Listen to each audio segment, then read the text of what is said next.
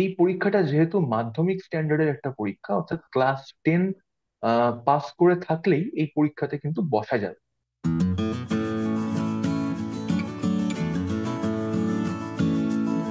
মানে আগের দুটো চাকরি ছেড়ে তারপরে আমি ক্লার্কশিপে স্টেবল করেছি, তার কারণ আমার মনে হয়েছে যে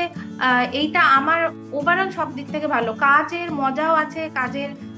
অনেক রকম ভ্যারাইটিও আছে, আবার খুব বেশি চাপ সেটাও নেই, একটা লিমিটেড পিরিয়ড অফ টাইম আমাকে অফিসে কাটাতে হবে, আমি আমার অন্যান্য হবি সেগুলোও পার্সিউ করতে পারবো, ফ্যামিলিতেও অনেকটা টাইম দিতে পারবো।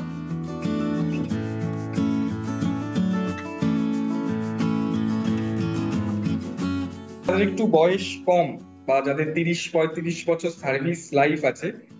তারা চাইলে একদম জয়েন্ট সেক্রেটারি হয়ে রিটায়ার করতে পারেন, সেই সুযোগ রয়েছে এই পরীক্ষায়।